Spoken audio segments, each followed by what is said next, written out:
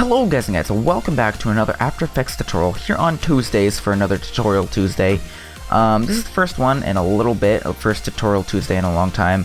I have been a little bit lacking in the tutorials, but I'm ready to get back into it. I'm going to show you guys how to make custom transitions in After Effects, and this is how I made the ending transition on No Boom's intro, and also on mine with the little block things coming up. And I'm going to show you guys how to do that using alpha mattes and Luma mattes. And basically you have all these awesome preset transitions in After Effects, but they are limited, and they get old after a while, and you see them in a lot of intros just because they're there and they're default. But I'm going to show you guys how to make your own ones that are totally customizable, and there's no limit to how crazy you can get with them. So anyways, let's go ahead and make a new comp here, call it transition. And we'll make it 1920 by 1080, 60 frames per second. All that is good. And basically what we're going to be doing here is we will be making our transition with solids. And I'm going to go ahead and turn off the transparency view here, so it's easier on the eyes. Basically what we're doing here is that everything that is black will be shown, but as soon as we start adding, hold on, I'm going to add a new solid here, Control Y. I'm going to add a new solid and be white. But anything that we make white will be part of our transition. It will be, I don't know how to explain it. Let me just give you an example. Alright, so that's our transition. There's no animation. But if we go back here and we put it on, and then, you know, our block is just there. If we go over here and do Luma matte, Luma matte inverted, you'll notice that wherever the white is, it's actually it's transparent. It doesn't exist, and that is what that's what will be transitioned. So if we put something behind, our intro, let's say some text, make some text here. This is not your intro! Exclamation point. So if we put that behind, it's not actually behind, it's actually in front right now. You'll notice that wherever we put our transition, it's not being, it's like cutting a hole in our intro. So there's something hiding behind it. Well, we're cutting a hole in our intro, and you're able to see what's behind it. We'll see that more if you have transparency enabled. So pretty much that is the that is essential of what a track matte is. It basically uses the transparency of one layer and applies it to another. Let me go ahead and get rid of that. So we're ready to start animating our custom transition. Right now we've got like a little block thing. I'm actually going to delete it, make a new solid, and I'm going to make this square. So I'm going to go maybe like, let's go 500 by 500. Make sure you uncheck lock aspect ratio to make sure you can change the size custom. And we're going to go ahead and hit OK. And we're going to scale this, but we want to keep the aspect ratio, so I'm going to hold Shift. I'll do that. And we're going to make it pretty small. I'm basically going to show you guys how to make the transition I have on my intro. And we're going to position it in the top left. You can align it perfectly by going to, you can show this align window by going to window and then align. It'll basically, it'll pop up with this little bit right here, and then you can go ahead and align it with the left and top edge. So there you go, it's perfectly aligned to the left and top edge. And basically what we're gonna do here is, if you saw my bounce text bounce to beat tutorial, we're basically gonna be doing something very similar. So we're gonna start our scale, and we're gonna start out at 0. I'm gonna keep 29.6 in mind. Alright, I'm gonna start out at 0, and then I'm gonna go a few frames ahead and go to 29.0, and then I'm gonna go a little bit below 29.0. I'm gonna go to maybe 26, and then I'm gonna go the same number of frames ahead and go to 29.0, which was that's our target size that we wanted to end at. And basically what that does, if you're a little bit lost, you can go check my bounce to beat tutorial. What that does is makes it do a little bounce thing, makes it come up and bounce. and you can see that right there. Let me zoom in actually. Boop. Alright, so it does that a little bit right there. Actually, it's still not going quite to the edge, so I'm going to go ahead and make it 30 just to be safe. Or actually, even better, I'll just align it again. Align it to the top and left. Alright, so there you go. That is one block. Basically, we're going to be duplicating this block and offsetting its time each time we form a new row, and it will end up doing that kind of gradual wipe block transition thing. So I'm just going to go ahead and do the next row just to show you guys. So I'm going to duplicate. I'm going to offset it by maybe about where halfway is for our first block animation. And we'll go right here. Oh, I did caps lock. And then basically what we're going to do is we're going to make sure it's full size by moving our playhead to where it's not bouncing. And we're going to move it over here. We're going to make sure it lines up correctly. Hold shift to keep it moving in one line. And there we go. So now what we have is this. It's just bounce, bounce. We're going to duplicate this again, but we're not going to offset it because we want this block right here to go off at the same time as the one we just did. So now if we align that, just zoom in to make sure we got it correctly. Align that perfectly with the edge. We can actually use the line menu to do it. And then we'll close the gap there. Alright, it's very precise work, but in the end it pays off. And now we have this.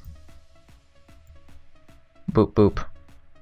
Looks kind of cool without being applied to an intro, but basically, now what we're going to do is we're going to duplicate those two, but now we're moving to a new row. Oh, these two are offset by one. I'm just going to move it up. So they're together, best friends together forever. So basically, we're going to get those two again. We're going to offset it by the same amount. Let's find out how many frames it was in between. So page down 1, page down 2, 3, 4, 5, 6, 7, 8, 9, 10, 11, 12, 13, 14, 15, and 16, 17. I think it was 17.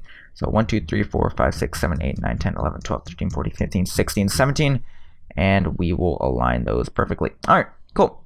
So now what we will do is we'll move to when they're fully expanded and done animating. And we'll go ahead and do this thing. And I'm doing them both at once just to make it a lot faster. If you didn't do them both at once, then you'd be in a whole world of pain. I'm going to make sure it's aligned to the edge. We can't actually use the line menu when we have multiple selected, otherwise it'll mess it up. But I'll do it by hand. There we go. So now all we have to do is duplicate one of these. And you'll see how it's kind of an exponential trend here with each row. We have another cube added. Not actually exponential, but you know what I'm saying here. And we'll do that. So I'll fast forward the rest of the making of this custom transition, and I will be doing the same thing over and over again, offsetting with each new row. So this was a row, this was a row, and this was a row, this was a row, and this was a row. This will be a row, and then so on and so forth until we get to the far corner here. So basically, I'm going to finish up with that boring stuff, and I'll see you guys when I am done. Alright guys, I am back, and I've gone ahead and done a little bit on the transition, but I want to mix it up a little bit and show you guys that it is fully customizable to whatever you want. So I did a good majority here. I'm going to go ahead and clean this up by Control A to select all the little cubes, and then I'm going to Control Shift C, or I'm going to right click and pre-compose. And I'm basically going to call this, let's call it left cubes. And we'll move all attributes in there. Alright, so now we've got this. Looks pretty good. Might be a little bit slow, but we can fix that later as always. And there we go. So that's half. But I'm gonna basically cheat a little bit here and resize it. So actually maybe not that much. I'm gonna try something a little bit different. So I'm gonna go ahead and align it. And basically what I am going to be doing is basically flipping this. I'm going to duplicate it, Control D, and I'm going to grab my rotate tool, and I'm going to rotate it 180 degrees. I'm going to hit V on my keyboard again, do a selection tool, and we're going to align it to the opposite end. So now what we have is this. I think I might actually like this a little bit better. Notice how, oh no, it fills it up exactly. Wow, I think I got that pretty much to the T, you guys. I think I did it perfectly in the middle. I don't even know how that's possible. But at the end here, it's got this kind of like cool looking thing going on. I don't know. Like I said, it is fully customizable and you can do whatever sort of transition you want. But now that I've got this done, I can basically pre-compose those two together to make one final transition clip. I'm going to call this transition cube both sides. Alrighty, cool. Looks very, very cool in my opinion. I might actually just use this. And what's cool about these is you make it once, and then you save the file, and you can use these transitions on any intro that you want. Just import. You can just render this out as video, black and white, and then you go ahead and save that video, and then you can plop it into any intro that you want to use it with, and or graphic design. I don't discriminate. Whatever you want to use this transition for, and you can just plop this in and use the transition. So you make it once and you can use it whenever and for whatever you want. So it's really cool in that aspect. I might even just use this in a future intro. Who knows? But I do like it very much so. And you can go ahead and take this and rotate it and alter it, and whatever tickles your fancy there. But ooh, did I go ahead and delete it? That was weird. So now what I'm going to do is I'm going to time remap it. If you've never worked with time remapping before, it's basically like speeding up and slowing down footage at different intervals. So I'm going to find where it ends. I'm going to add a keyframe at that time. So now whenever I drag this, I'm basically moving the time so it stretches between these 2 points. So I want to stretch the beginning of my intro and the end of my intro. I want to squeeze that together so it happens faster. So now it looks a little something like this. So it goes a little bit faster, and now I can use this as an intro transition or whatever transition. Yet again, I don't discriminate, although intros are amazing. So there you go. That is your transition, and to show you that it works with our intro, we'll go ahead and drop in our transition thingy. Or did we name it? What did we name it? We named it, oh, transition both sides was our pre-comp, but after we finish time remapping it, it's in the composition of transition. So I'm going to use that. There it is. And basically I'm going to move this to where I want it to start fading out. Right here. And you'll notice how it just kind of like, yeah. It just kind of goes over top right now and it looks kind of lame. But if we go ahead and we'll get rid of transparency view, and we go ahead and do Luma matte or Luma matte inverted. Wait, hold on. There, no. What's going on here? Let's go ahead and take a look. Oh, I see what's going on. All right, so we'll go Luma matte inverted, and we'll disable, that's where it is. We'll disable the visibility on our transition. So we're getting rid of that white, otherwise the white just shows, you know?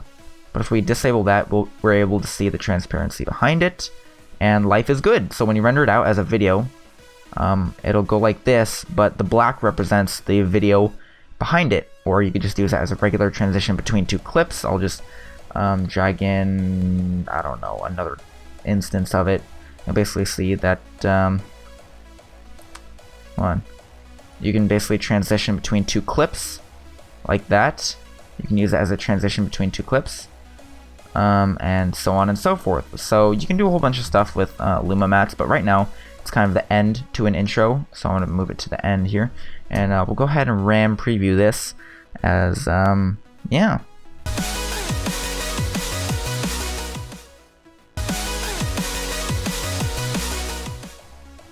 I don't know, I think it looks kind of cool, and you can go ahead and add sound to it. I basically got the sound of a Minecraft player stepping on a stone block. Kind of sounds like, or no, not like that at all. But if you watch my intro, you can hear it's like the stepping on stone sound in Minecraft. And basically, I just played that back to back a whole bunch of times. What I did is I went to my transition. I went all the way into where the cubes were, and I basically, where each one of these was, I put a clip underneath. So I would pretend that this is the sound. I would basically get the sound clip, pretend this is a sound clip, yet again, using our imagination. This is our sound clip, right? And I'd basically put one under each time a row went off. So I'd go over here, and I'd add the sound under this one, kind of like that. And then when I played it all back, it sounded like each row was setting off a sound of the stone being hit. I don't know if that makes sense, but yeah, there's that. So you can go ahead and do what you want with this. Like I said, you don't have to use this sort of transition. You can actually, let me just give another example. I'll do another comp and say transition 2. I'll make this one really simple. Transition 2. Alright, and basically you can go ahead and add your white solid, and I'll go ahead and double click on the ellipse tool to make it a circle. And basically what you can do here is I'll just animate out of the top here, go position and scale. Alright, so I'll do that and that. I'll unlink those just for future reference. It'll start up here, it'll go down here. I'll make it go like that. I will keyframe once here, keyframe the position. Alright, we're good, and then I will move it a little bit down. Oh, I gotta move forward in time. I'll move it a little bit down, and I'll squash it. Oh, wrong way. I'll squash it to make it look like it's bouncing, and then I'll go up. Oh, I'll basically copy the first keyframe, and then I will apply scale. So right now it just kind of goes doink. Oh, it does it too early. Does it too early? Okay, so 100 there. Alright, so we'll go boink, boink. Looks kind of awkward. Why is it doing that? Why is it doing that? Oh, wait, what? I'm really confused. Hold on. Let's go ahead and check the interpolation. Oh, gotta right click on the keyframe. Keyframe assistant. No. Keyframe interpolation. Alright, linear. Linear. Let's see if that helps. Yep, it did. Alright, cool. Keyframe interpolation for the win. Alright, so it does that. We're going to make that a little bit faster. Check it out. Doink. We'll make it bounce up. And then, yeah. I don't know, this is kind of just on the spot here, guys. We'll make it ease in. We'll go to the graph editor. Check it out. What does it look like? Alright, I'll basically ease in. Check that out. Can I change the incoming? There we go. It's basically how much of a it doesn't seem to be working. Try that again. Yeah, it's how much it eases in. That's what influences. So I'm gonna jack that up a little bit. There we go. See, it eases in. Okay, that looks good. I'm gonna get out of the graph editor. I'm basically gonna squash this down. Oh, basically gonna squash this down, holding Alt and dragging the last keyframe. Okay, looking good. Bounce up. Squish it a little bit more. Select everything and squish it. Cool, cool. All right. Sorry if this is a little bit tedious. I'm just figuring this out as we go. So right now it just kind of got that bouncing effect. And then we'll go here, and then we'll just add a keyframe to the scale, and it'll go down. Oh, go down on both. So let's go to about 95 on both. 95, and then we'll go full scale. So 1000. 1000. And we'll go 1000. So I'll go with that, and I'll go boink. So I don't know, just kind of a cool transition that I thought of on spot. What does it need? Could probably come down a little bit faster. Let's do that. Hold down Alt and click the last one to drag it together. Move these in maybe just a little bit, but I kind of can show you what you can do here. Kind of bounce and then go boink. I think it was cool. Took a little bit of work, but I'm happy with it. Check it out. Boink. Cool. Look, it came out pretty good. Oh, I won't save that. And now if we go back to our intro, we can go use this one instead. I'll add our transition 2. And let's find out where our intro or our transition starts happening. Or where it ends, more rather. Ends right about there, so that's where I'll end it. And then now we'll just do our Luma inverted. We'll get rid of the opacity on it. And now what we have is this. Go here and it'll go boink.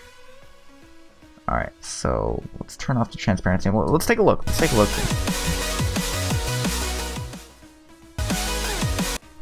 Happens a little bit too fast. Let me move it forward.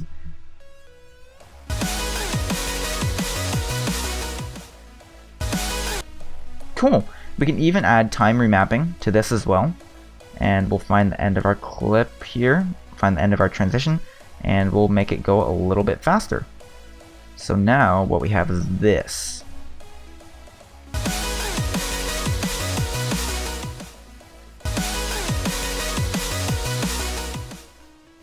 So kind of cool. It shows you the sort of I don't know, sort of broad opportunity that this opens up, and you can do whatever you want as long as you can animate the solids to do that. I don't know, this was kind of a long tutorial, but I did want to show like all that this could do, and there's definitely a lot more you can do with this, but yeah, that's pretty much it. Hopefully this helped you guys, and I know I definitely use this technique a lot, and I hope that you guys do as well. And if this helped you, chances are it'll help your friends, so make sure you share this video, show it to your friends, your dog, your grandma, whatnot. And I'll see you guys in the next tutorial on next Tuesday. I should have a tutorial out next Tuesday, but other than that, thank you guys for watching, and I'll see you then. Peace out.